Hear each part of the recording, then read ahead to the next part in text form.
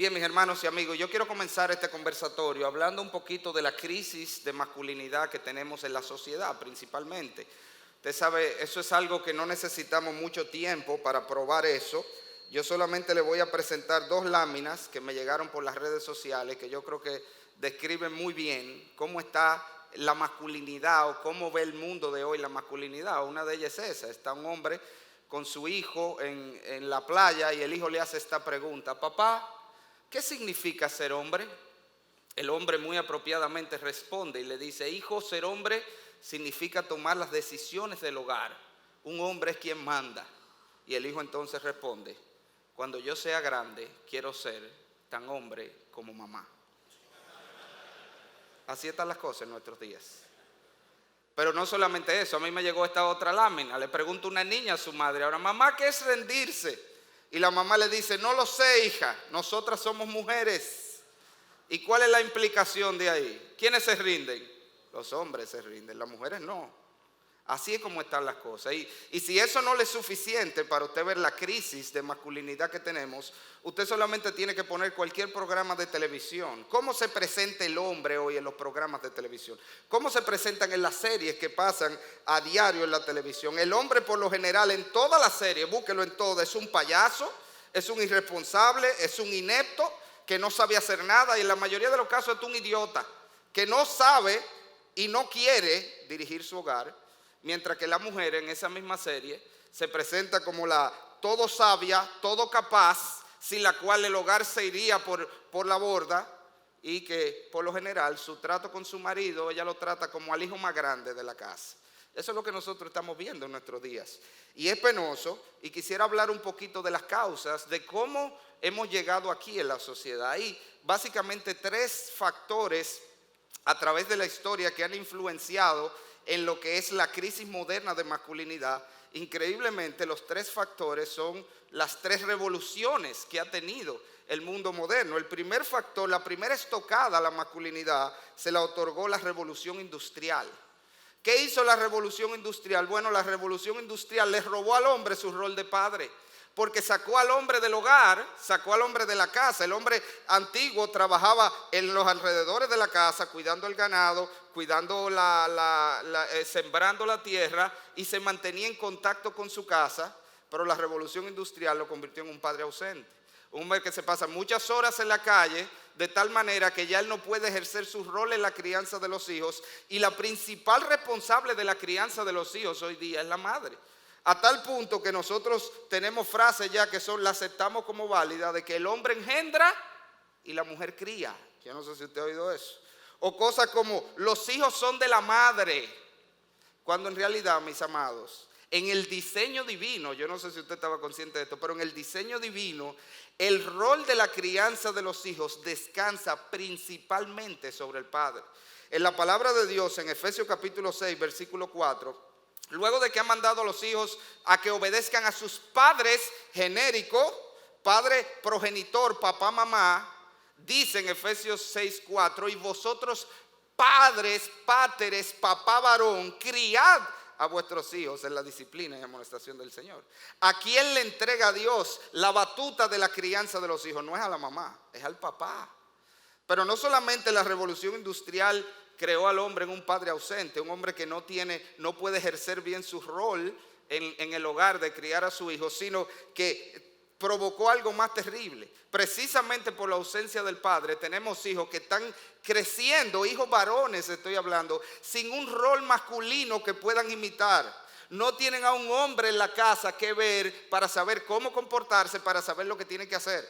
Señores, nosotros tenemos que ser sinceros, nuestros hijos están siendo criados, estoy hablando de nuestros hijos varones, que necesitan una figura masculina que los afirme en su masculinidad, se están criando entre mujeres.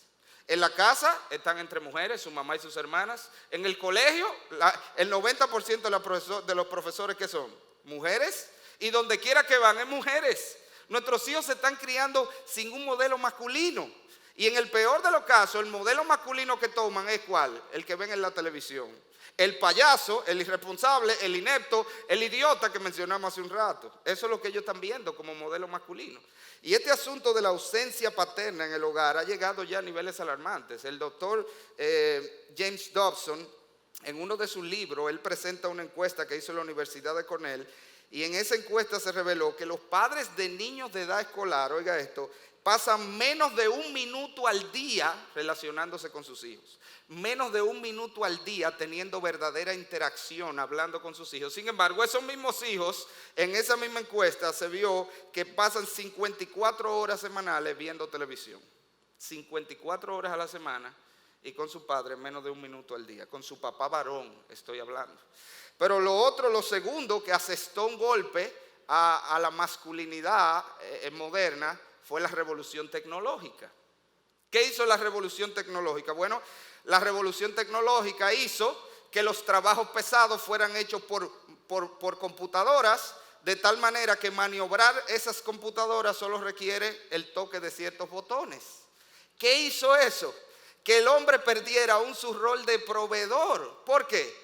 Porque ya no se necesita un hombre para tener el sustento en el hogar. Antes el sustento, la provisión del hogar obligatoriamente descansaba en el hombre. ¿Por qué? Precisamente porque el hombre tenía que hacer el trabajo forzado, sea de la agricultura o sea en la fábrica. Pero ya hoy no. Ya hoy todos los trabajos especializados pueden ser hechos tanto por hombres como por mujeres.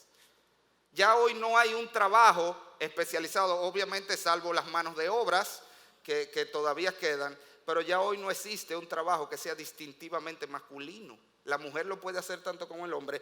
Y no solo que lo puede hacer, sino que lo está haciendo. Y las estadísticas sobre esto son alarmantes. Usted va a cualquier institución, vaya a cualquier institución de servicio, usted se va a dar cuenta que el 70% de los empleados, ¿de qué sexo son? Son femeninos. Usted lo que ve mujeres donde quiera. Pero lo mismo pasa en los centros de estudios. Usted va a la universidad, y a mí me decía un joven: pastor, yo el otro día me asombré porque yo no me había dado cuenta, pero miré para el lado y en mi curso hay 30 estudiantes, 2 somos varones y 28 hembras. Las mujeres han tomado el rol de proveedoras. La revolución tecnológica, al poner los trabajos asequibles a cualquier persona que pudiera simplemente maniobrar unos botones, ha hecho que la mujer también usurpe ese lugar. Pero lo que asestó la estocada final a la masculinidad del hombre moderno fue la revolución sexual con la mal llamada liberación femenina. Esto le robó al hombre lo que es su rol principal, según nos presenta la Biblia, y es su rol de cabeza. Como bien lo ha expresado un sociólogo, le voy a leer esta cita, mírala allí. Si usted no la ve, no se preocupe, yo se la leo. Esto lo dijo un sociólogo que no es cristiano, pero no podía describirlo mejor. Mire cómo este hombre dijo: ¿por qué los hombres son cada vez menos hombres? Pues la respuesta es simple: porque la mujer ha ocupado tanto los espacios de la masculinidad que ha dejado a los hombres sin una función que ejecutar. Ellas decidieron hacer todo por sí mismas. Crían, trabajan, consumen y tienen sexo casual. El hombre de nuestros días no cumple una función específica y bien diferenciada dentro del esquema familiar, laboral o de pareja.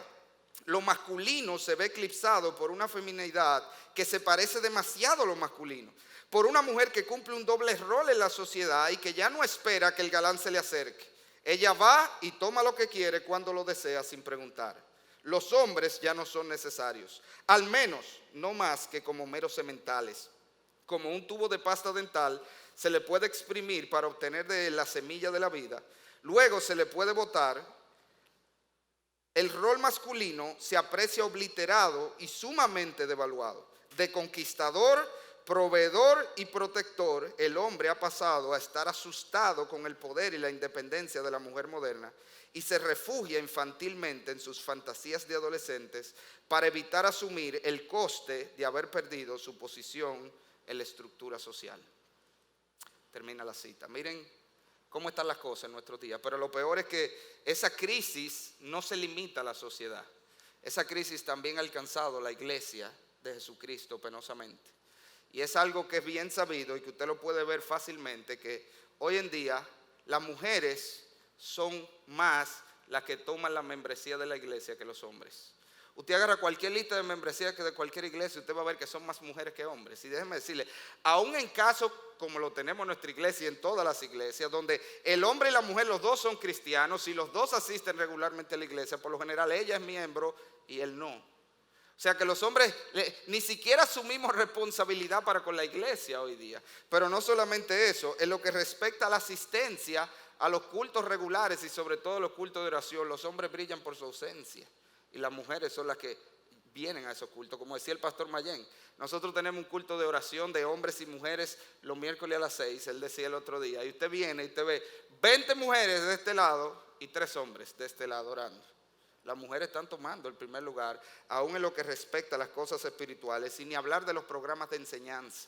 Las mujeres se preocupan más hoy día por aprender la palabra y están más involucradas en todo lo que tiene que ver con ministerios de enseñanza de la iglesia. Y algo que también es terrible es que aún cuando se llama al servicio en la iglesia, la primera en participar son las mujeres.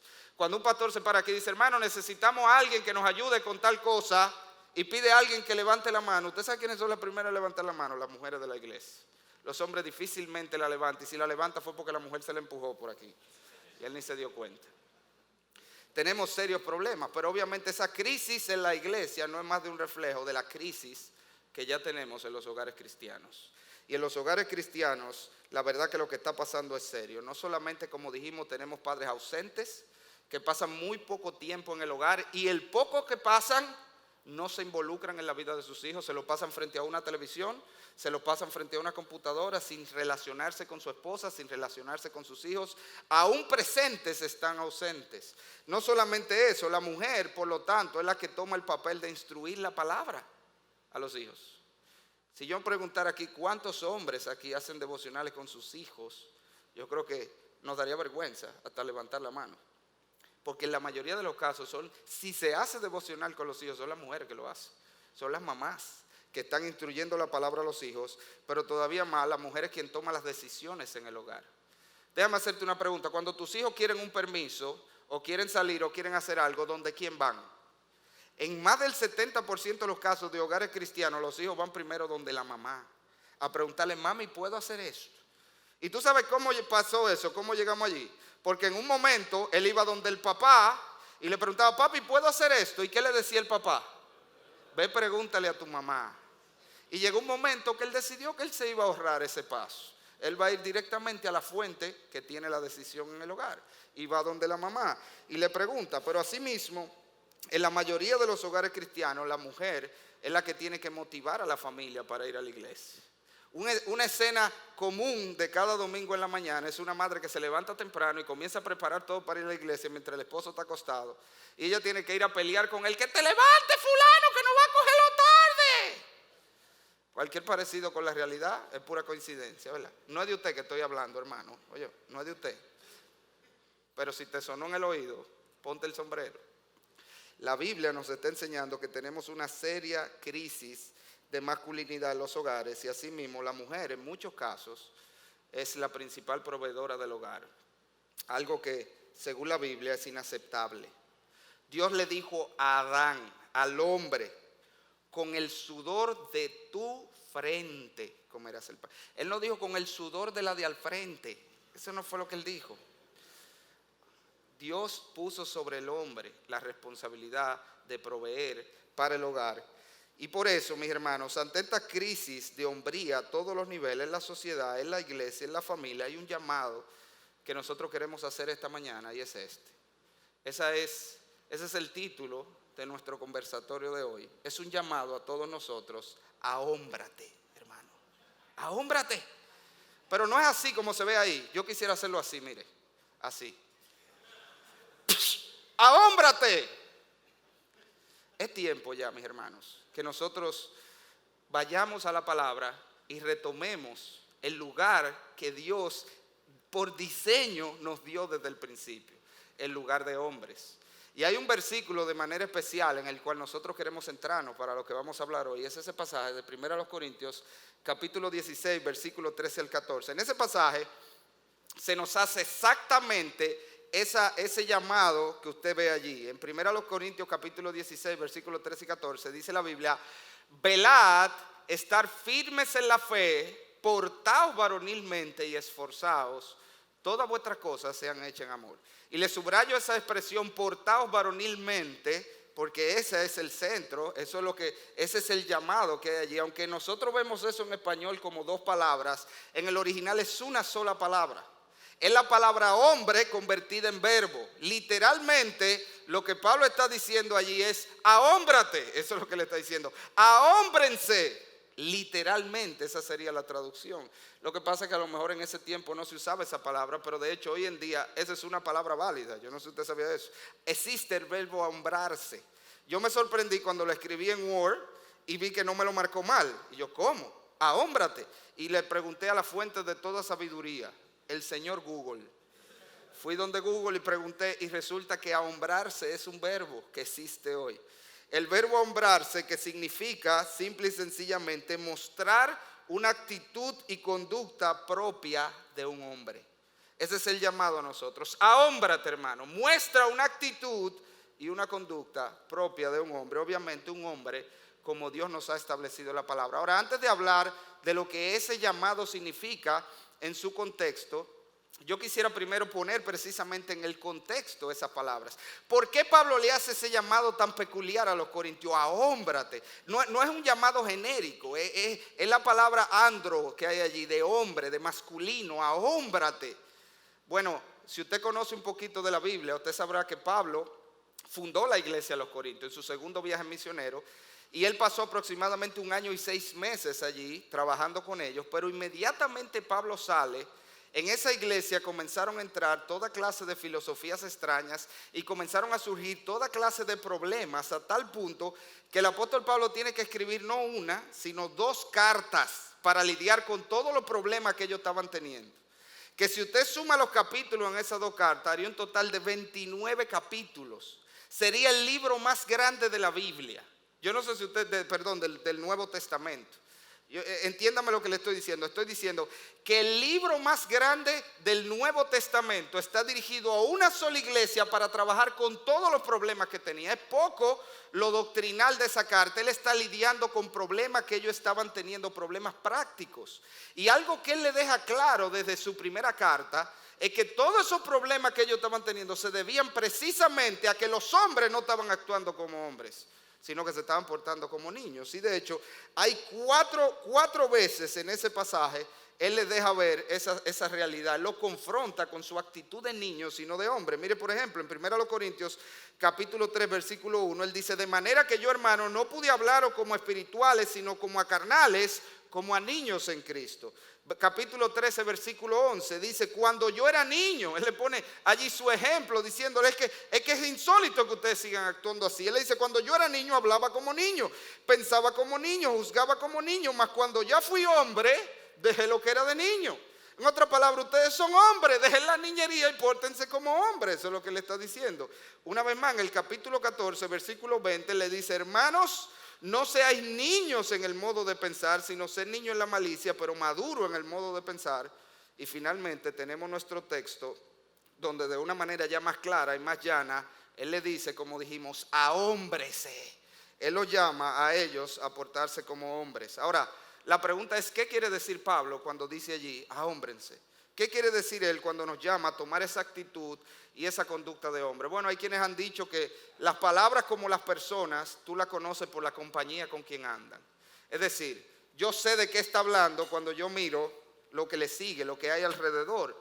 Y específicamente en este pasaje nosotros podemos ver que esa exhortación de ahombrarse, de portarse varonilmente según nuestras traducciones, está justo en el medio de 4 exhortaciones más. 4 exhortaciones que, como vamos a ver, eran precisamente donde estaban fallando los corintios en su rol de hombres y que son las que él quiere decir cuando él le llama a hombres. Son esas 4 que usted ve allí. Él le dice, velad, estad firmes en la fe, esforzaos y todo se ha hecho en amor. En otras palabras, allí nosotros tenemos 4 rasgos que nosotros lo podemos utilizar para definir el perfil de un verdadero hombre según las Escrituras. Y eso es básicamente lo que nos vamos a concentrar. ¿Qué es un hombre de verdad en la Biblia? Para empezar, un hombre de verdad es un hombre vigilante. Fíjese que él le dice, velad. Y esa expresión lo que denota es estar alerta. Mire cómo la Biblia de las Américas de hecho lo traduce. Estad alertas. Está hablando de esto. ¿Qué es un hombre? Un hombre es un centinela. Un hombre es un vigía que está al acecho, que sabe que hay peligros que pueden acechar su casa, que pueden acecharlo a él como persona, que está consciente de que, como dice Pedro, tenemos esto, tenemos un enemigo. Pedro nos hace esa misma exhortación cuando él dice allí: sed sobrios y velad, ahí está la misma expresión, porque vuestro adversario el diablo, como león rugiente, anda alrededor buscando a quien devorar. Un hombre de verdad sabe que hay peligros que acechan su alma y la de su familia y se mantiene al acecho. Y algo que nosotros vemos en la epístola a los Corintios es que ellos tenían una grave falta en lo que tenía que ver con estar atento a lo que estaba pasando. De hecho, vamos a ver cómo 9 veces Pablo tiene que decirle, pero ustedes no sabían esto. Mire conmigo, mire cómo Pablo les advierte. Ellos vivían en babia, como decimos aquí, alelados estaban, siempre estaban en el aire como, mira aquí, una serie de llamados que le hace. Capítulo 3, versículo 16. ¿No sabéis que sois templo de Dios y que el Espíritu Santo mora en vosotros? Capítulo 5, versículo 6. ¿No sabéis que un poco de levadura leuda toda la masa? Capítulo 6, versículo 2. ¿No sabéis que los santos han de juzgar el mundo? Capítulo 6, versículo 3. ¿No sabéis que hemos de juzgar a los ángeles? Capítulo 6, versículo 9. ¿No sabéis que los injustos no heredarán el reino de Dios? Capítulo 6, verso 15. ¿No sabéis que el que se une a una ramera es un cuerpo con ella? Capítulo 9, versículo 13. Dice la palabra de Dios allí: ¿no sabéis que los que trabajan en la cosa sagrada comen del templo? Capítulo 9, versículo 24. ¿No sabéis que los que corren en el estadio, todos a la verdad corren, pero uno solo se lleva el premio? Usted está viendo cuántas veces, 9 veces él tiene que decirle: hey, atiendan, hey, ¿en qué tú estás? Tú no estás atendiendo a lo que está pasando aquí. Tú estás viviendo en una ignorancia descuidada de lo que está pasando a tu alrededor. Mi hermano, y qué penoso que así mismo vivimos muchas veces los hombres en nuestro hogar. Vivimos ajenos a lo que está pasando con nuestros hijos, a lo que está pasando con nuestras esposas, a lo que está pasando en nuestro hogar, a lo que está pasando en la iglesia. Vivimos ensimismados, metidos en nuestro propio mundo. No, porque tú sabes que yo lo que tengo que ocuparme de lo mío, tu ocupación es cuidar lo que Dios te ha dado. Y eso es lo que la palabra de Dios nos deja ver. Yo te quiero hacer una serie de preguntas, mi hermano, para que tú te evalúes. Déjame preguntarte, ¿tú sabes? Y te estoy diciendo, realmente tú sabes. No tú asumes o tú crees. Tú sabes cómo está la vida espiritual de tu esposa y de tus hijos. Tú te has sentado con tus hijos a hablar si están haciendo sus devocionales. Si yo te preguntara, ¿de qué hizo su devocional tu hijo esta mañana? ¿O lo hizo ayer? ¿O lo hizo antes de ayer? ¿O lo hizo la semana pasada? Tú puedes decirme. ¿O tú asumes que ellos lo están haciendo? No tenga Dios que venir a decirte: o no sabéis que tu mujer tiene una semana que no agarra una Biblia, o no sabéis que tus hijos hace tiempo que no están en esto. Vivimos ajenos a lo que está pasando. Te sigo preguntando, ¿tú sabes la música que están oyendo tus hijos? ¿Tú sabes lo que ellos se están metiendo por los oídos? ¿Tú te has sentado con ellos a oír lo que ellos oyen? A ver cuál es el mensaje que están recibiendo. ¿Tú te has sentado a ver los programas de televisión que ellos ven? Tú sabes lo que le están vendiendo en la televisión. Te has sentado a ver si son buenos, si son apropiados para ellos. Tú sabes los amigos con los que se están juntando. Tú conoces, tú sabes cuál es la influencia que tiene. Tú sabes cómo le está yendo en el colegio. Mi hermano, mire, yo me he dado cuenta en las reuniones de padres en el colegio que las reuniones de padres son en realidad reuniones de madres. Usted va a una reunión de padres y usted se encuentra en un curso de 20 muchachos, que para empezar van 10 padres solamente, pero de esos 10 hay 9 madres y un papá que se vio obligado a ir porque la mamá no podía. Porque si no, ella hubiera sido la que va. Son reuniones de madres. Nosotros estamos ajenos a lo que está pasando con nuestros hijos, ajenos a cómo le está yendo, ajenos a cómo los profesores ven y piensan de ellos. Pero de igual manera, yo te pregunto, tú sabes, y esta es una preocupación que tenemos los pastores, tú sabes la ropa que se ponen para salir. Mire, yo antes me preguntaba, ¿cómo era posible que una mujer que se llamaba cristiana y jovencita que se llamaba cristiana se vestían como se vestían para venir a la iglesia? Pero después yo empecé a darme cuenta que esa no es la pregunta correcta. La pregunta correcta es: ¿dónde están los maridos de esas mujeres? ¿Dónde están los padres de esas hijas? Porque por lo menos en el contexto de tus hijas, ellas no trabajan. La ropa que se pone que parece una vagabundita, eres tú que la pagas. Y tú estás dejando que salgan así expuestas. A ti te toca como hombre Cuidar la moral, cuidar lo espiritual, cuidar en todos los sentidos a tu familia. Eso está claro en la palabra. Mire, el hombre fue creado para ser un guachimán, mi hermano. Eso es lo que es un hombre, un guachimán que está ahí para cuidar a su familia. Y eso lo vemos desde el principio de la creación. Mírenlo ahí, diseño original antes de la caída. Dice la Biblia que Dios creó a Adán y lo puso, dice Génesis 2:15, tomó pues Jehová Dios al hombre y lo puso en el huerto del Edén para que lo labrase y lo guardase. Fíjese, porque tú dices, no, pero que mire, mi problema es llevar la comida y llevar el moro a la casa. No, Dios lo puso para que lo labrase y llevase la comida, pero también para que lo guardase. A Adán le tocaba ser el cuidador de su entorno, y no solo el cuidador físico. Si usted ve el versículo siguiente, Dios le da a Adán su ley a él y le dice a él las consecuencias del pecado. Eva no había sido formada en ese momento, y ya Dios le está advirtiendo a Adán lo que era el pecado y lo que traía el pecado, para que Adán fuese el vigilante de su casa, para que Adán cuidase que no cayera la humanidad en pecado. Pero falló miserablemente, mis hermanos. Si usted sabe por qué falló, precisamente porque estaba alelado. Porque la mayoría de los teólogos concuerdan, están de acuerdo en que Adán estaba allí presente cuando Eva estaba hablando con la serpiente. No era que Adán estaba en otro lado y Eva se dejó engañar por aquí y después ya fue y lo embaucó a él, como nosotros decimos. No, Adán estuvo ahí todo el tiempo, pero él estaba alelado. Y Eva hablando con la serpiente y la serpiente engañando a Eva, y Adán a lo mejor en su mundo, ahí rascándose la cabeza, echando una pavita. Adán, métete y dile, Eva, para empezar, dile, Eva, ¿qué es lo que tú haces hablando con serpiente? Las serpientes no hablan, Eva, hay algo raro ahí. No, pues la dejó. Y él ve como la serpiente le está engañando y él está en babia, alelado, como muchas veces estamos nosotros, mis hermanos. Es tiempo ya de que nos ahombremos, de que entendamos que estamos llamados a cuidar nuestra casa en todos los sentidos. Somos los guachimanes. Tenemos que meternos en todo lo que pasa, tenemos que estar involucrados en todo. Ahora eso requiere un hombre. Por eso es que es el llamado para un hombre. Porque eso significa, mi hermano, que tú no vas a tener tiempo libre. ¿Tú sabías? Porque el poco tiempo libre que tú tengas, tú lo tienes que dedicar a invertirlo en tu familia, a involucrarte en la vida de tu familia. Eso quiere decir que tú vas a llegar explotado del trabajo, no a sentarte en un mueble y levantar los pies y coger un jugo y ponerte a ver un juego. No, a ponerte a hablar con tus hijos de cómo le fue en el día, de cómo le va en el colegio, de si tiene alguna situación, que lo vas a usar para hablar con tu mujer. Y eso requiere sacrificio. Por eso se requiere un hombre, como siempre he dicho, para ser un hombre dispuesto a hacer lo que tiene que hacer para cuidar a su familia. Ahora, yo quiero hacerle, miren este versículo, que quiero dárselo especialmente a aquellos de Paniva. ¿Cuáles son los de Paniva aquí? Paniva, el padre con el nido vacío. Déjeme, levante la mano. Los que ya sus hijos se fueron del hogar. Ya sus hijos usted los crió y salieron. Y usted dice, bueno, entonces ya ese mandato no es para mí. Ya yo despaché a mis hijos. Mira, tu oficio de guachimán de tu casa no termina nunca. Mira ese pasaje. Mira lo que dice el Señor en Deuteronomio. Dice la Escritura en Deuteronomio 6, 1 y 2. Estos pues son los mandamientos y estatutos y decretos que Jehová vuestro Dios mandó que os enseñase.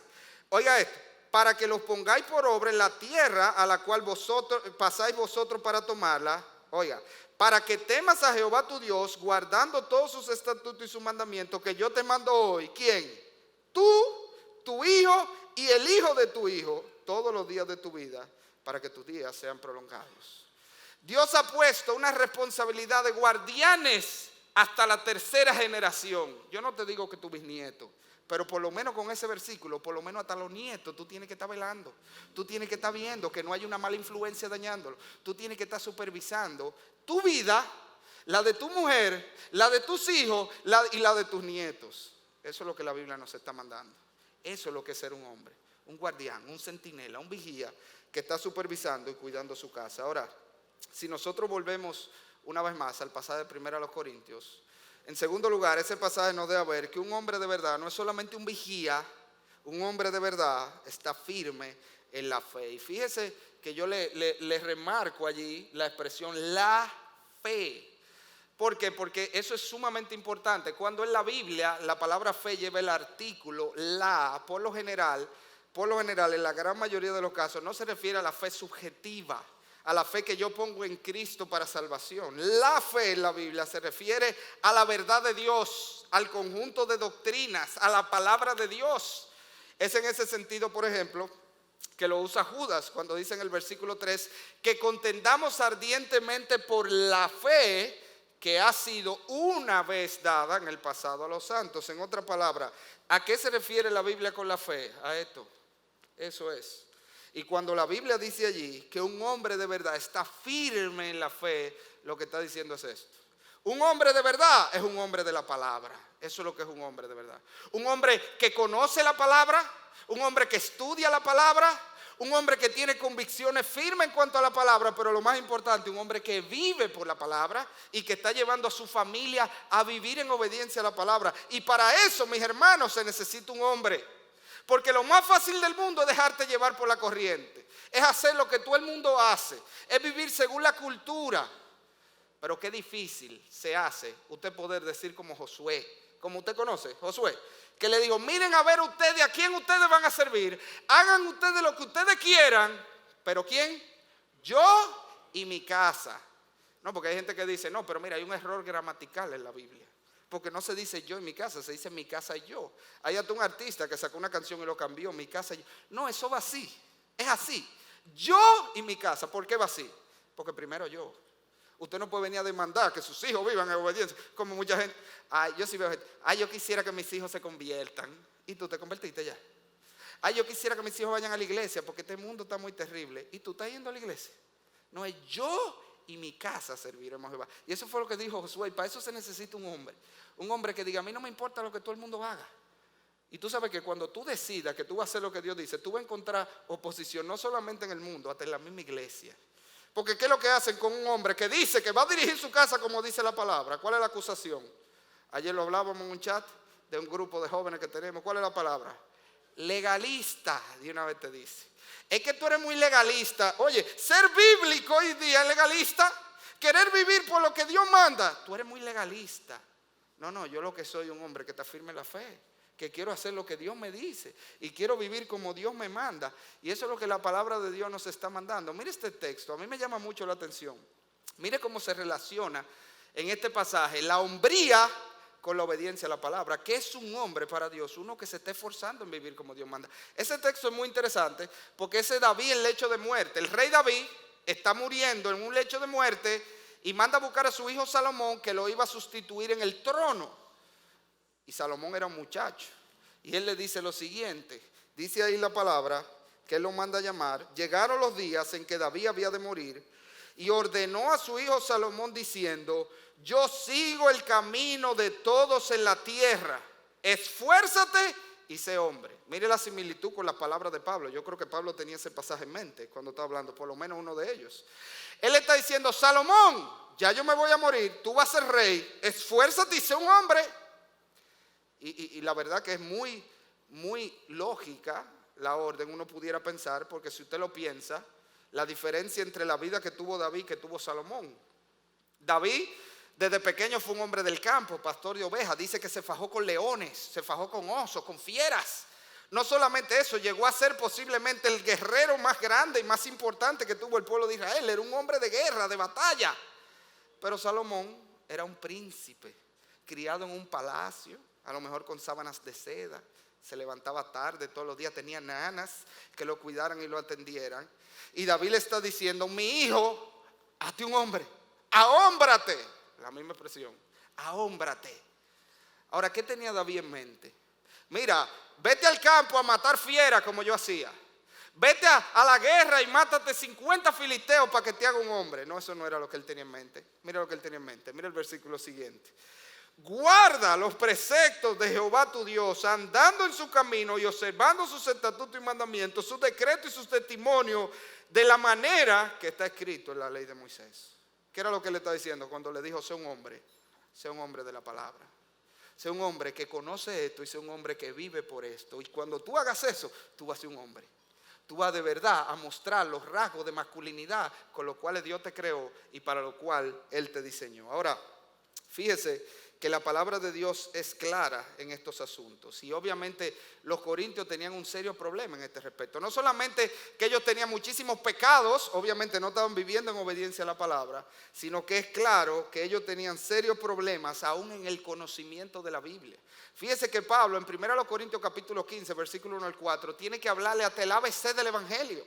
Oye, estaban tan mal en Biblia estos hermanos que Pablo tiene que recordarles el ABC, porque yo recibí porque os declaro, hermano, el evangelio que he predicado, el cual también recibiste, en el cual perseveráis, por el cual asimismo si retenéis la palabra que os he predicado sois salvos, si no creísteis en vano. Y oiga las cosas tan elementales que él tiene que recordarle a gente que ya tenía tiempo en el evangelio, porque primeramente os he enseñado lo que así mismo recibí, que Cristo murió por nuestro pecado conforme a la Escritura, y que fue sepultado y que resucitó el tercer día conforme a la Escritura. ¿Usted sabe lo que es eso? ABC del evangelio.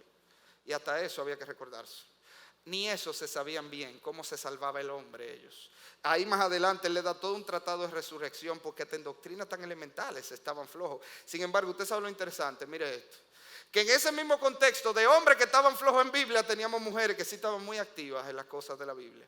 Y teníamos mujeres que estaban usurpando el rol de maestro de la iglesia y aún de pastor de la iglesia. Y por eso Pablo tiene que hacerle este llamado que vemos allí. Como en todas las iglesias de los santos, vuestras mujeres callen en las congregaciones, porque no les he permitido hablar, sino que estén sujetas, como también la ley lo dice.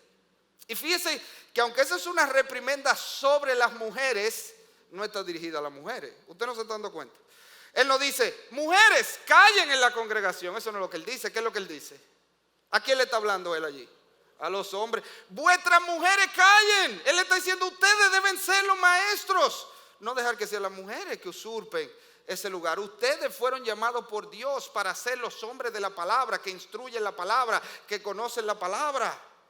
Ese es un llamado del hombre. Acuérdense que ¿a quién fue que Dios le dio su ley en el huerto del Edén? Fue a Adán. Eva ni siquiera estaba formada.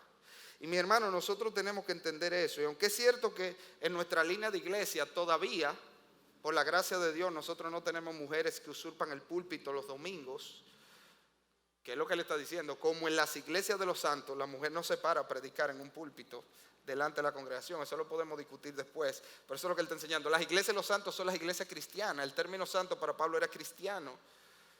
Y en nuestras iglesias todavía no tenemos eso, pero definitivamente que, como les decía ahorita, en el 70% de los casos las mujeres saben más Biblia que sus maridos.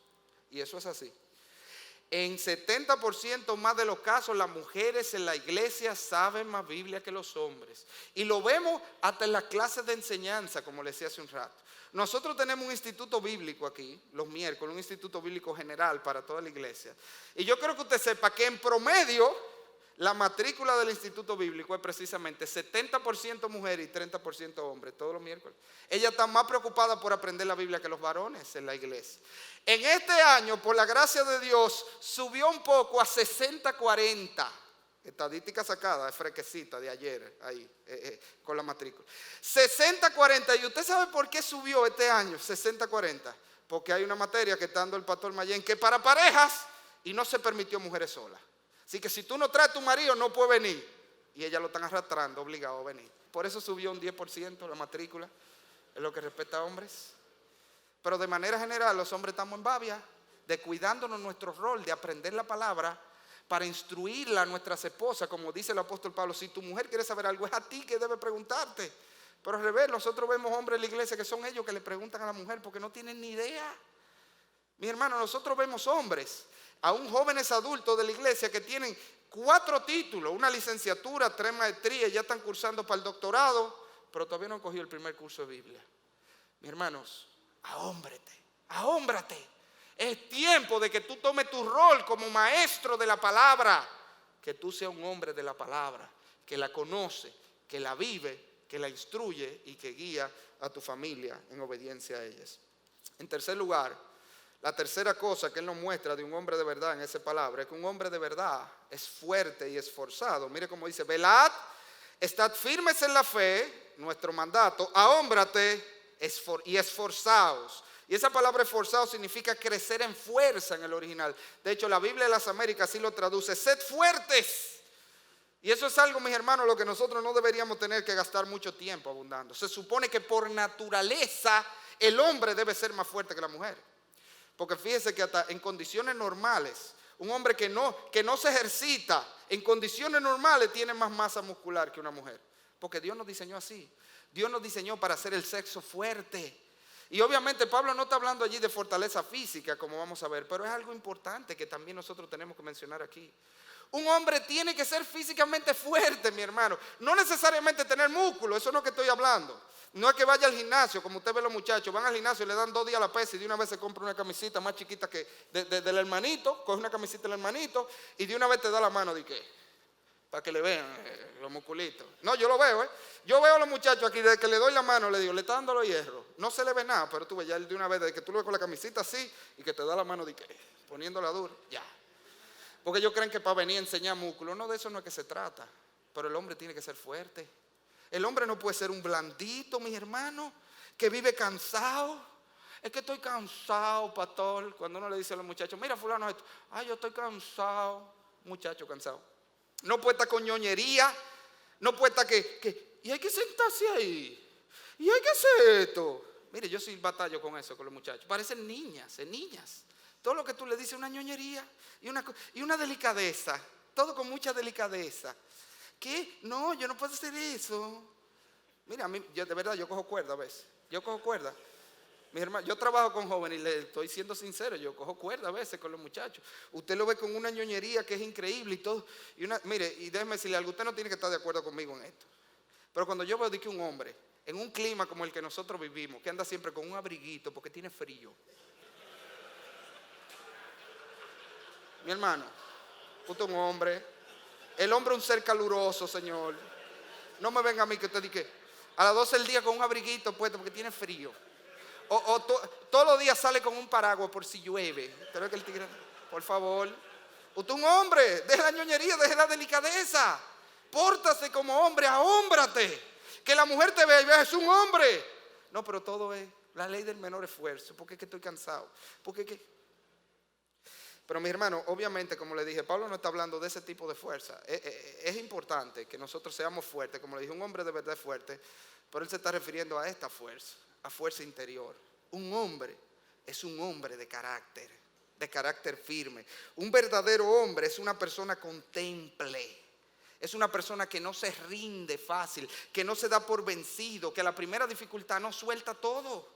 Eso es un hombre de firmeza, un hombre que no vive quejándose de todo, que todo protesta y todo se queja y todo un ay y todo. Eso no es de hombre. Lloriqueando todo el día un hombre, aún de sus propias mujeres. Cuando yo veo a hombres quejándose de la mujer y que mi mujer esto y que mi mujer aquello y que mi mujer... ¡Ahómbrese, Señor! Usted que está llamado a santificar a su mujer, dice la Biblia. Cuando a mí un hombre me habla mal de su mujer, yo le digo, mi hermano, tiene mucho trabajo, entonces fájate a trabajar con tu mujer. Porque la Biblia dice que al marido le toca santificar a su esposa. Hágase un hombre y deje de estarse quejando tanto que mi mujer esto, que mi mujer aquello. Cumpla su rol y guíela y ayúdela a ser la mujer que debe ser. Porque un día Dios te va a pedir cuenta de eso. Un hombre, sobre todo, no es una persona que se deja llevar de sus impulsos. No es una persona que se deja dominar de sus apetitos. Un hombre trabaja, actúa, obra por convicción, mi hermano, no por deseo. Usted sabe que esa es una de las cosas que más nos diferencia o debería diferenciarnos a los hombres de las mujeres. Las mujeres, sus actitudes, sus acciones se ven muy afectadas por sus emociones, hasta por su periodo menstrual. Por eso que usted ve que da tanta brega a veces complacer a una mujer. Porque usted le lleva hoy algo y ella lo recibe con gozo, pero le dice que le hubiera gustado más otra cosa. Y entonces otro día usted quiere darle la sorpresa y le lleva la otra cosa, ¿y qué pasa? Él le dice, bueno, a mí me hubiera gustado más aquello. Y uno dice, pero ¿y qué es esto? ¿Y cómo es? Mire, ese es un problema con el que batallamos todos. De hecho, hay una historia por ahí, yo no sé si usted la conoce, de un hombre que tuvo la bendición de Salomón. Usted sabe que Dios se le apareció a Salomón cuando iba a dedicar el templo y le dijo, pídeme, que lo que tú me pidas yo te voy a dar. Bueno, hay un hombre que le pasó eso. Y el hombre dijo, mira, Señor, hay algo que yo siempre he querido y no he podido. Yo estoy loco por ir a Estados Unidos, pero cada vez que voy a buscar visa, me niega la visa. Tú no me puedes hacer un puente de aquí a Estados Unidos para yo irme manejando en un carro. Y Dios le dice, mira mi hijo, yo puedo, porque tú sabes que yo soy Dios, yo puedo hacer todo. Pero eso es algo complejo, porque eso primero viola muchas leyes, leyes físicas, leyes de países, eso es complejo. Mejor pídeme otra cosa. Y el hombre le dice, bueno, Señor, pues mira, hay algo que yo siempre he querido. Y es poder entender a las mujeres. Yo no entiendo a las mujeres. ¿Tú me podrías dar la capacidad para entender a las mujeres? Y Dios le dijo, ¿de cuántos carriles que tú quieres el puente? Esa era más compleja todavía, señores. Es complejo. Porque las cosas que intervienen en la actitud de los pensamientos de la mujer son muchas, pero en un hombre lo que determina su actitud, lo que determina su actuar son sus convicciones. Eso es parte de ser hombre. No nos dejamos llevar de las emociones. Es que yo no me sentía, yo sí veo jóvenes que dicen, yo no me sentí. Uno le encarga a veces responsabilidades a jóvenes, adultos, para que hazte esto, a ver si se hacen hombres precisamente. Y te dejan plantados y no vienen y tú te quedas con el problema. Fulano, ¿y qué pasó? Es que no tenía ganas. Como que el hombre actúa por ganas o por deseo.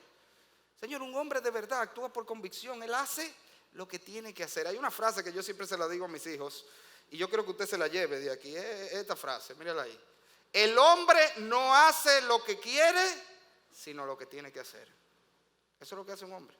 Cada vez que a mí Benjamín me viene, Benjamín, hazte tal cosa, mi hijo pequeñito, lo que tiene 6 años, y viene y me dice, ay, es que yo no quiero, es que a mí no me gusta. Yo le digo, Benjamín, tú eres un hombre y el hombre no hace lo que quiere, hace lo que tiene que hacer. Hermano, apréndase esa. Es más, repítasela ahí, mira al de al lado y dígale, el hombre no hace lo que quiere, hace lo que tiene que hacer. Dígasela ahí. Porque tú sabes que, hermano, tú vas a necesitar esa frase. Tú vas a necesitar esa frase porque van a haber muchos momentos en tu día a día donde tú no vas a querer hacer lo que tienes que hacer. Porque a mí me pasa.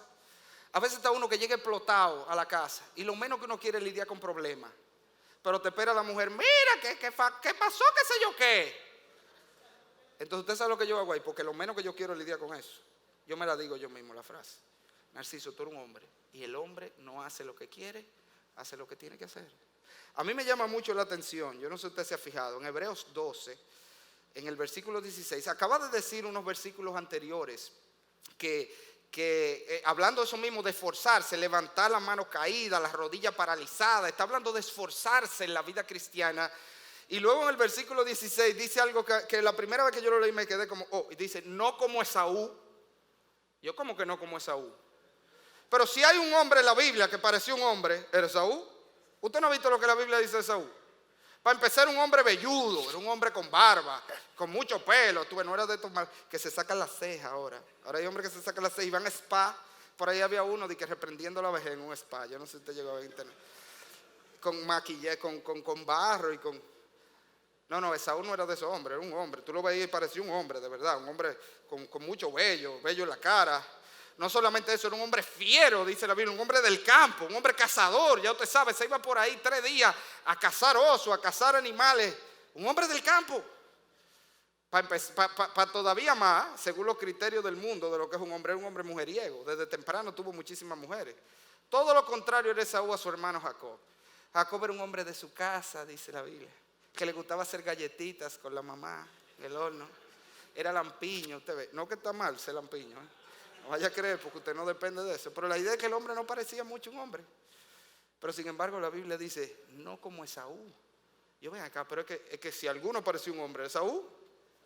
No, pero Esaú era un hombre débil. ¿Usted sabe por qué era débil? Él tenía la debilidad más grande que puede tener un hombre, era que se dejaba llevar por sus apetitos.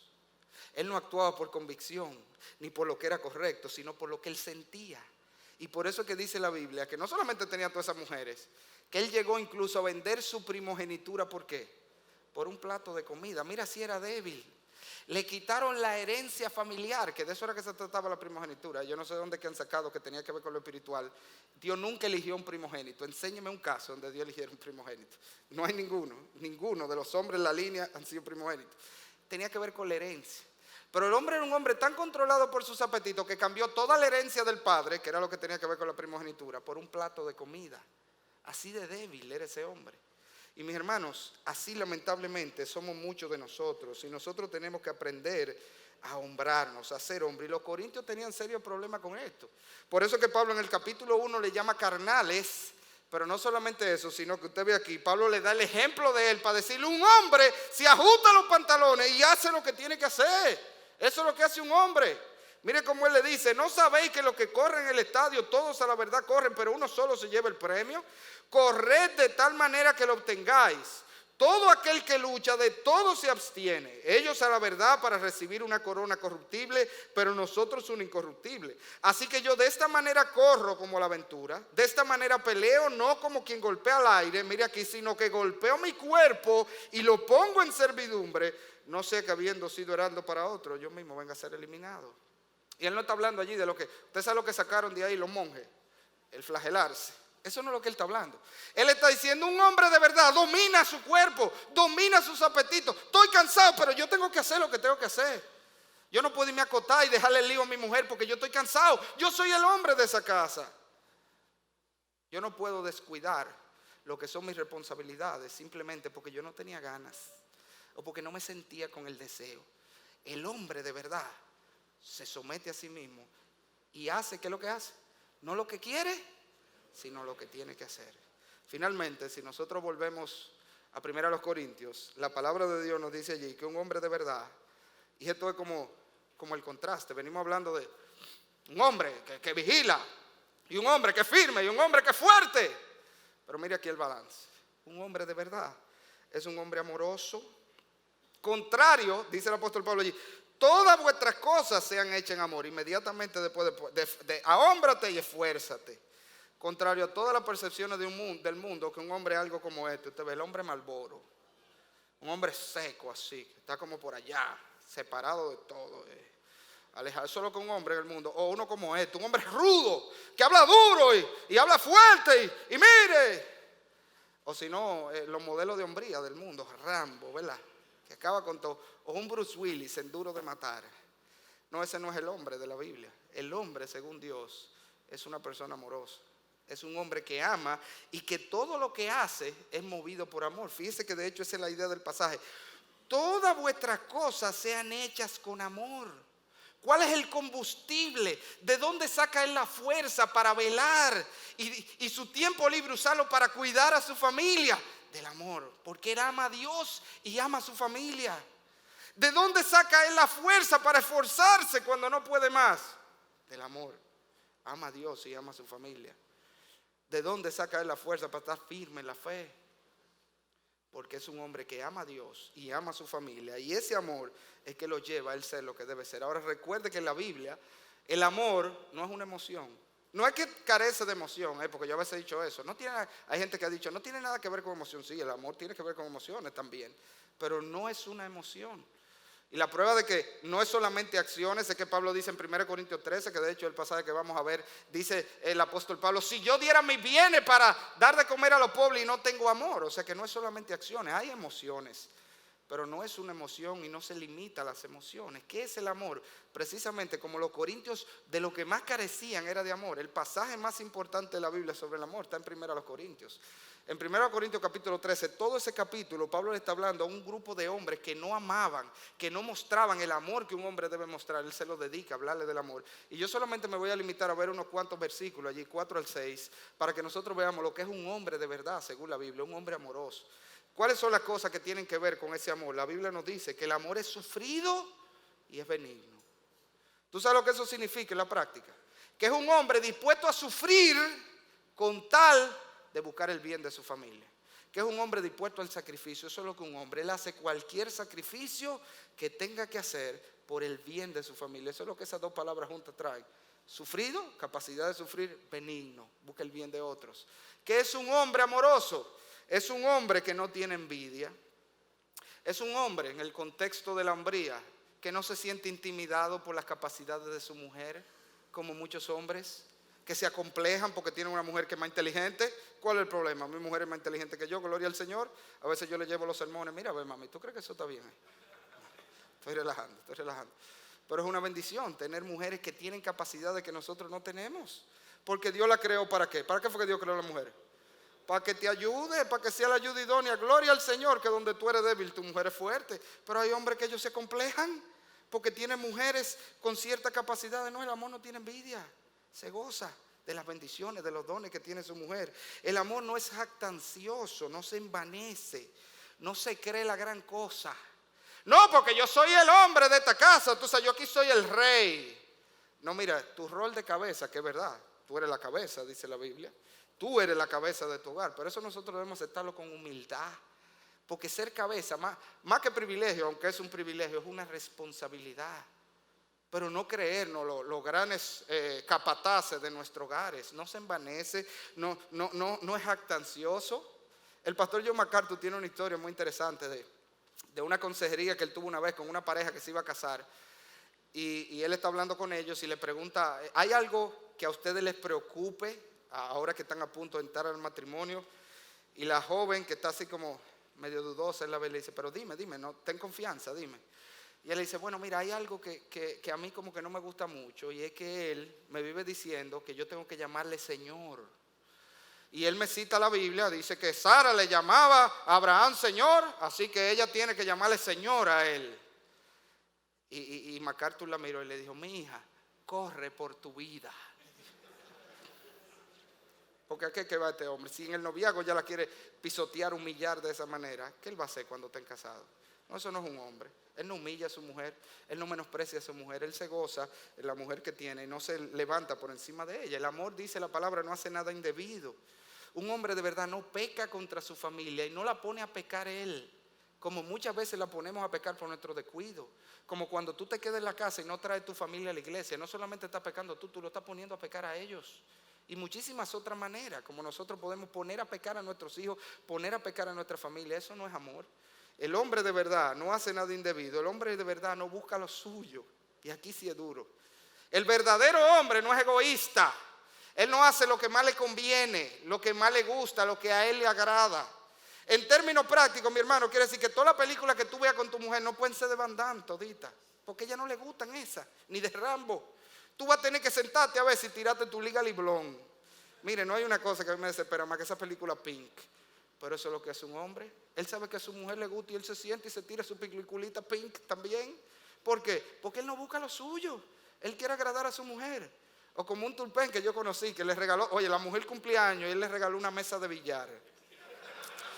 La mujer nunca le había puesto la mano a un taco, nunca en su vida le había puesto la mano a un taco. Y cuando la mujer vio que llegó esta caja a la casa, ya usted sabe, porque ella lo que vio fue la caja envuelta en papel, y la mujer dijo, ¡ay, pero este hombre sí me ama! Y cuando abrió una mesa de billares, ¿y qué es esto? Él me estaba haciendo el cuento. Le regaló una mesa de billar. No, el amor, el hombre de verdad no busca lo suyo. Él busca agradar a su mujer, busca complacer a su mujer, busca tener contenta a la mujer. Mire, y además de todo, lo que más nos conviene es tener a una mujer contenta. ¿Usted está consciente de eso, mi hermano? Lo peor del mundo es una mujer con un truño. No hay una cosa que le azare más la vida a un hombre que una mujer entruñada todo el día ahí, o con una cara de machete. Lo mejor del mundo es que usted tenga a su mujer contenta, que usted se mantenga agradándola. Eso es lo que hace un hombre de verdad. Y finalmente, la palabra de Dios nos deja ver que un hombre de verdad no se irrita y no guarda rencor. Un hombre de verdad no maltrata a su esposa y sus hijos con su temperamento. Tiene dominio aún sobre su temperamento. No le está llevando cuenta de todas las veces que la mujer le quemó el arroz, o le quemó la camisa, o toda la falta que ha hecho. Un hombre de verdad, finalmente, dice, no se goza de la injusticia, sino que se goza en la verdad. Es un hombre que se goza en ver que tiene una familia que honra a Dios y que vive para Dios. Ese es su mayor deleite, saber que él ha podido guiar a su familia a Cristo. En conclusión, mis hermanos, ¿qué es un hombre? Bueno, sencillamente un hombre es un siervo. ¿Eso es lo que es un hombre? Un hombre es un siervo que dedica su vida al servicio de los suyos, que se esfuerza en cuidar de los suyos, en guiarlo por el camino del Señor y que está dispuesto a hacer cualquier sacrificio por el bien de ellos. Ahora, no quiero terminar sin darles una palabra de aliento. Mi hermano, yo no quiero que tú pienses que te trajimos aquí para aplastarte bajo el peso de las demandas divinas. Ese no es el punto. Ese no es el punto. Lo que hemos hablado aquí no es para que tú salgas de aquí diciendo, soy una niña. No, ese no es el punto. Ese no es el punto. La realidad, mis hermanos, es, si nosotros somos sinceros, nosotros tenemos que admitir que todos fallamos en muchas de las cosas que hemos hablado. Pero las buenas noticias del Evangelio, ¿tú sabes cuáles son? Mírala ahí, que Cristo murió por nuestros pecados. Tenemos un Salvador que murió en la cruz para allí pagar nuestras faltas de hombría. De tal manera que yo puedo ir a Cristo y recibir perdón por todas las veces que yo no he sido el hombre que Dios me manda a ser. Y tú puedes hacerlo también. Pero las buenas noticias del Evangelio son además que Cristo resucitó y subió al cielo para darnos su Espíritu Santo que nos ayude a nosotros poder ser los hombres que debemos ser.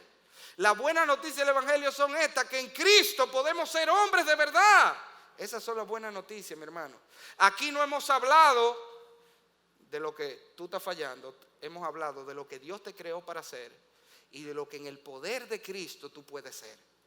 Nosotros todos podemos salir a ser hombres como Dios manda en la palabra en Cristo. Ahora, ¿cómo hacemos eso? Simple y sencillamente, lo primero que necesitamos es convertirnos. Si tú no eres cristiano, ni sueñes que tú vas a ser el hombre que Dios te llama a ser, que Dios te creó para ser. Porque tú tienes una naturaleza pecaminosa que no te va a dejar hacer ninguna de esas cosas, que va a tender a hacer lo contrario.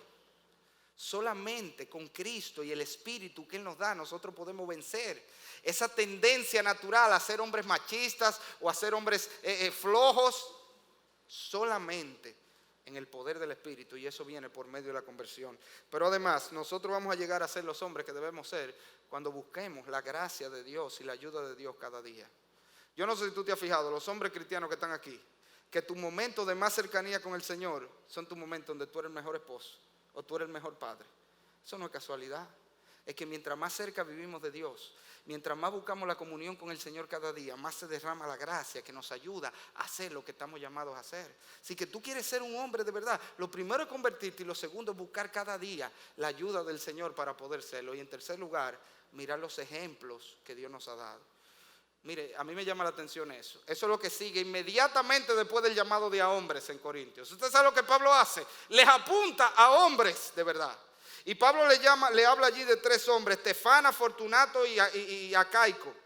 Y él les apunta a ellos y le dice, esos son los que ustedes deben imitar. Esos son los que ustedes deben seguir. Y eso no está diciendo que nosotros necesitamos modelos también. Y en la gracia de Dios, Dios nos ha dado hombres, que Él le ha dado mucha gracia en nuestras iglesias.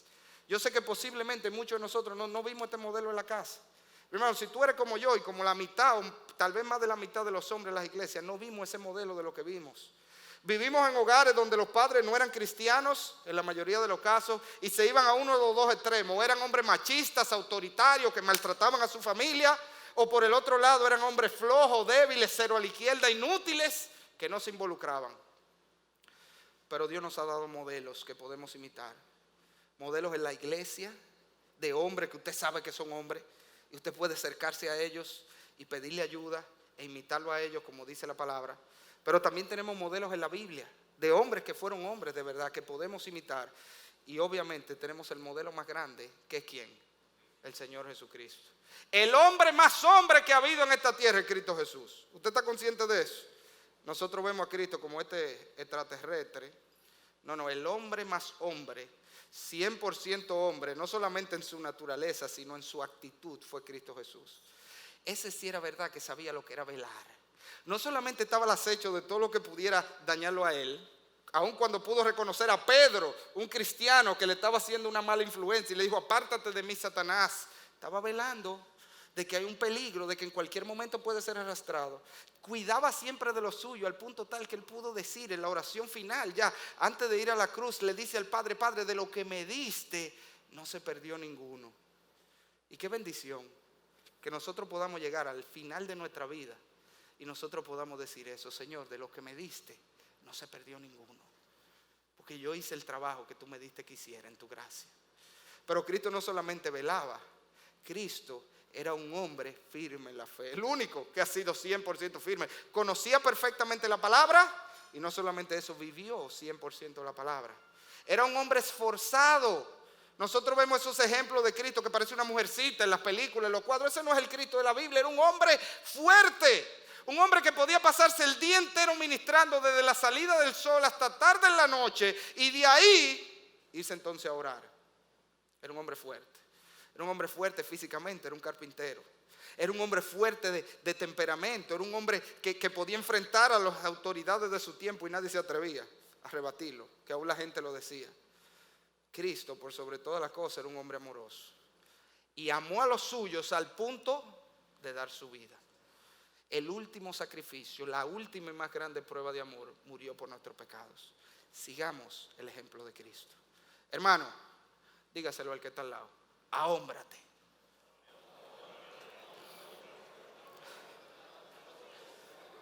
Vamos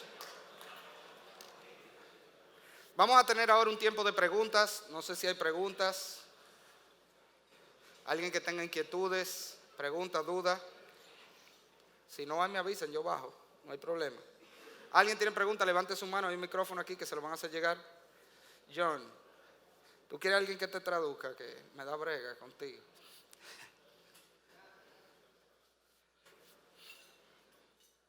No, John allá atrás.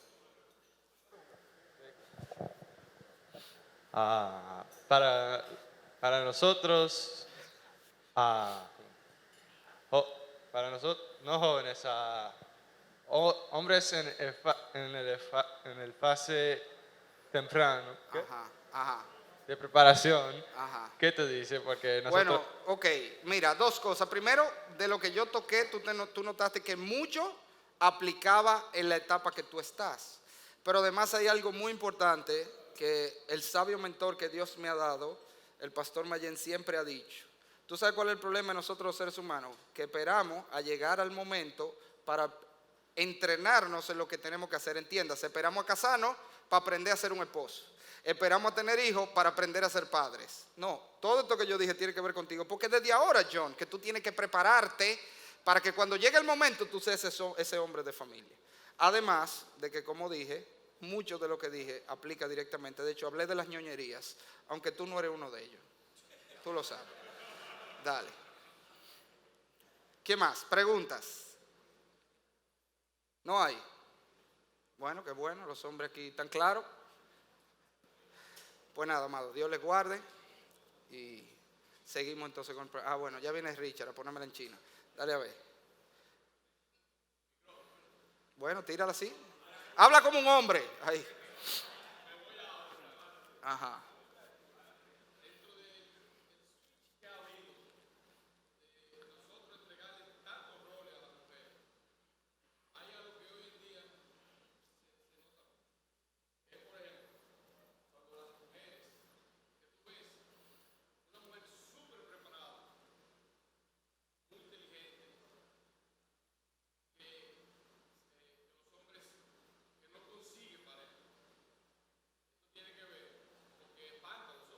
Sí.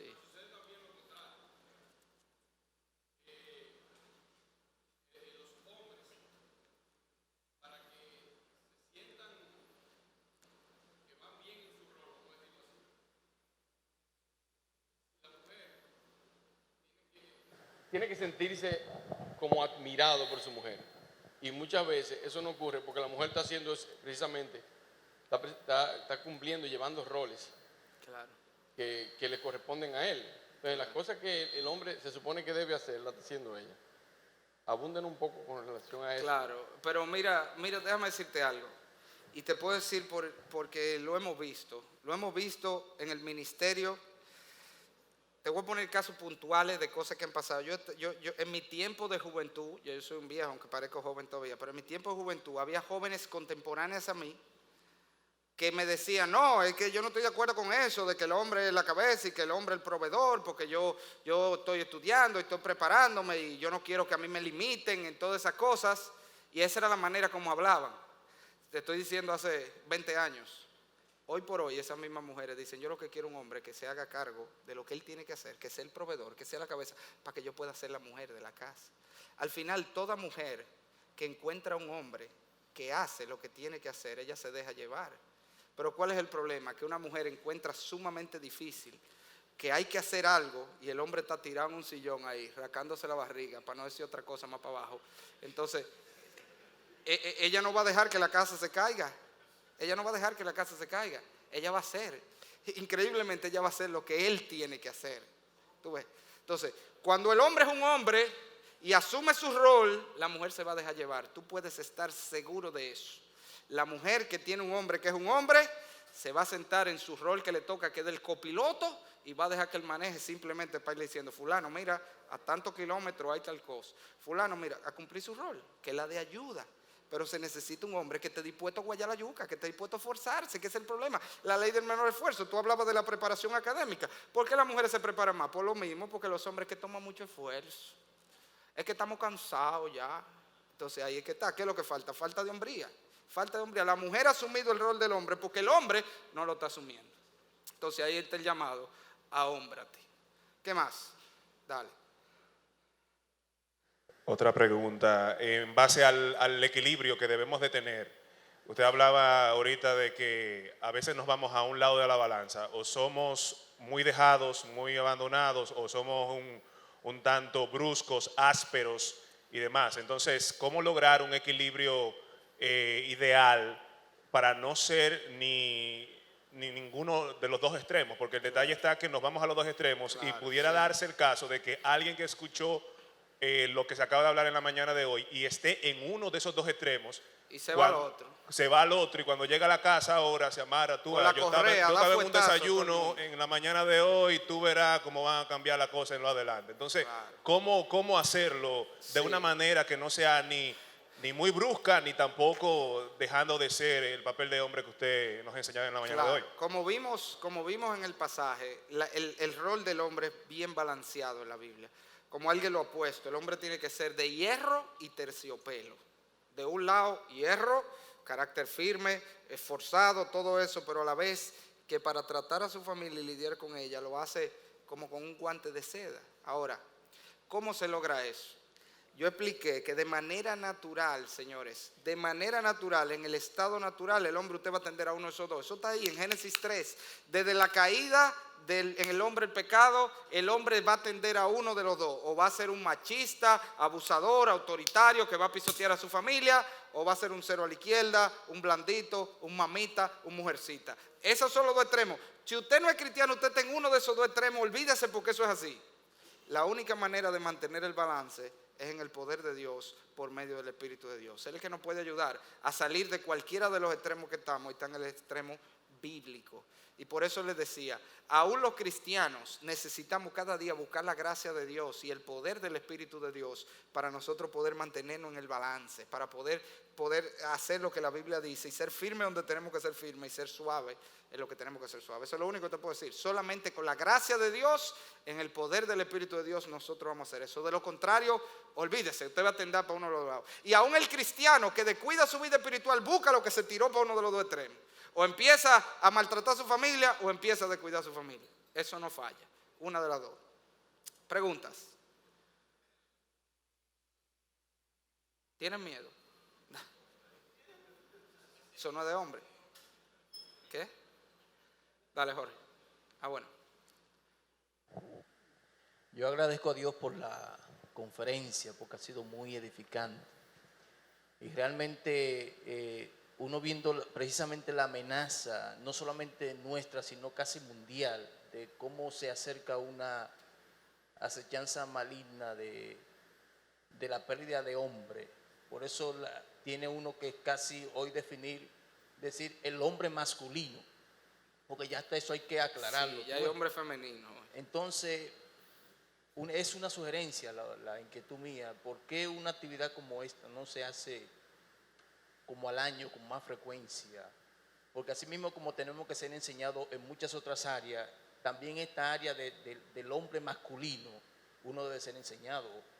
Así como hay muchos grupos feministas que se reúnen y el año hacen muchas actividades queriendo ellas como sobresalir, ¿por qué nosotros también no hacemos algo parecido, de que estar siendo enseñado en este aspecto del ser hombre?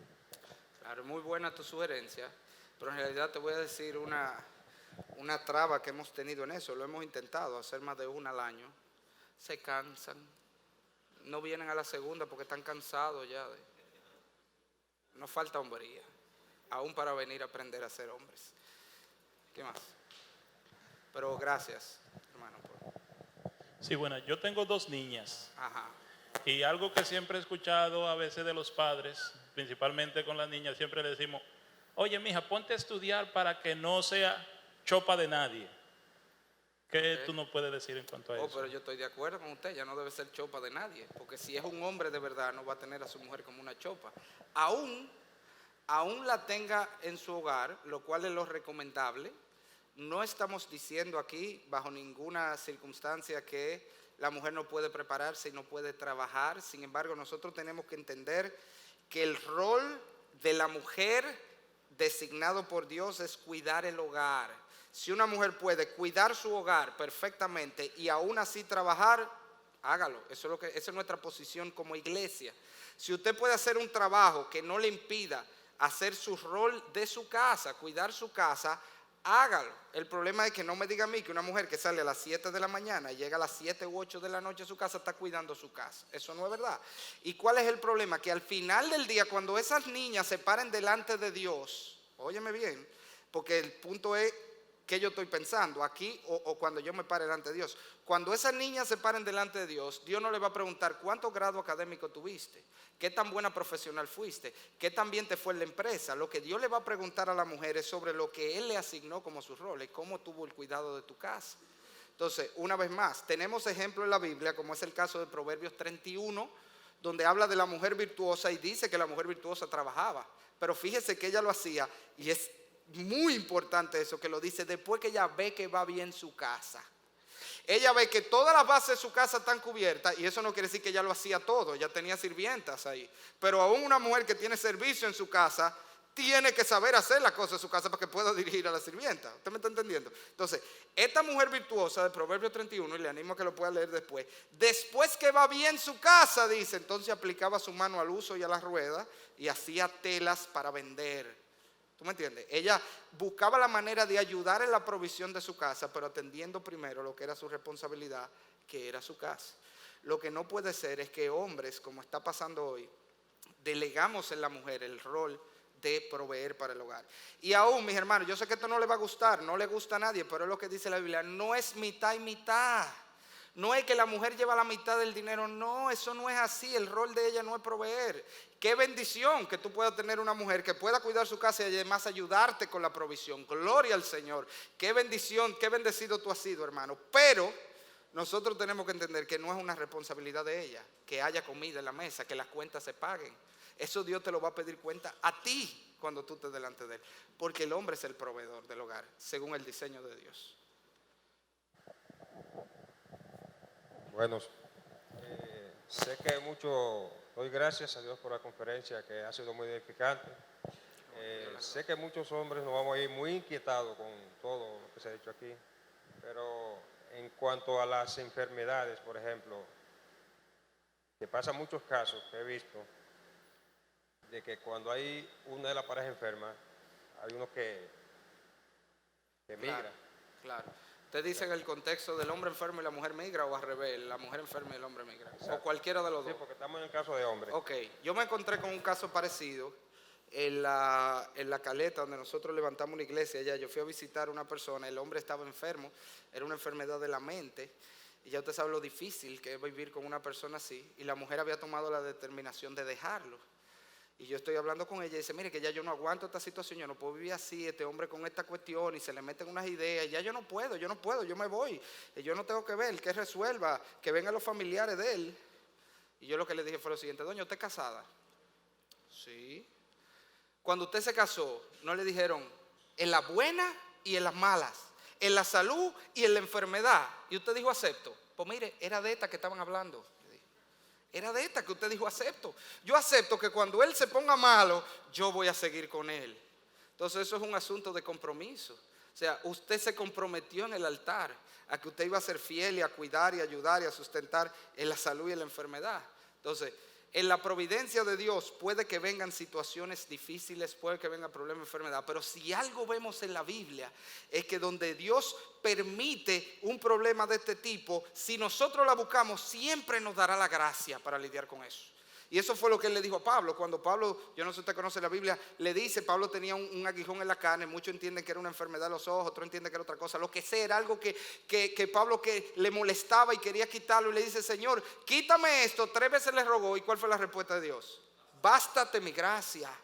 Es decir, yo no te voy a quitar eso, y él le explica por qué, pero le dice, yo te voy a dar la gracia para hacerlo. Y cuando Dios permite una situación difícil en la vida de una pareja o de un hogar o de un matrimonio, Dios siempre nos dará la gracia para poder vivir en victoria a pesar de eso. Eso quiere decir que tú puedes tener la gracia para mantener un hogar y un matrimonio estable, aún con una pareja que está enferma, y todavía más, déjeme decirle. Yo siempre le digo a las madres solteras, aunque esto no es de madres, de mujeres, pero yo le digo eso a las madres solteras: a ti Dios te va a dar el doble de gracia de lo que le da a una mujer normal para que tú puedas llevar tu familia. ¿Preguntas?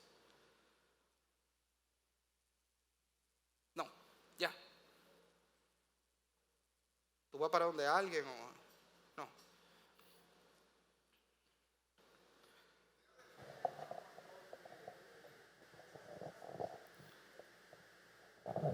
Se podría decir, hermano pastor, que el aumento de la delincuencia es un reflejo social del fracaso del hombre. Pero claro, hermano, todos los males sociales y familiares.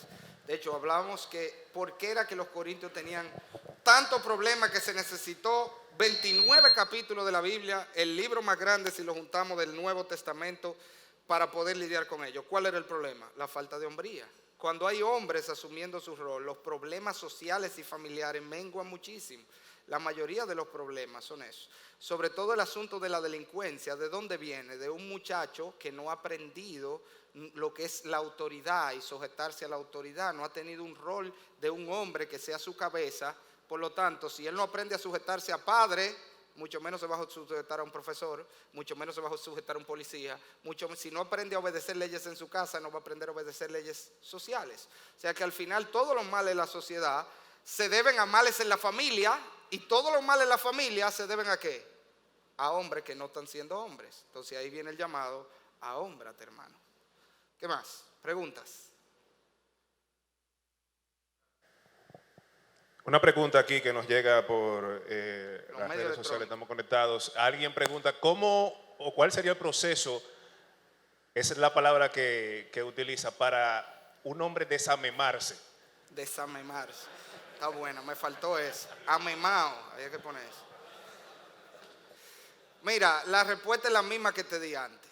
Una vez más, señores, yo no puedo venir aquí a decirle, coge esto y sigue estas 3 pautas, porque eso no existe. Yo te puedo decir lo que tienes que hacer, pero de manera natural no tenemos la capacidad para hacerlo. Eso es uno de los mensajes más importantes que yo creo que tú te lleves hoy. De manera natural tú no puedes ser el hombre que Dios te manda a ser, porque eso no es lo que nos sale por naturaleza. Para el hombre desamemarse o para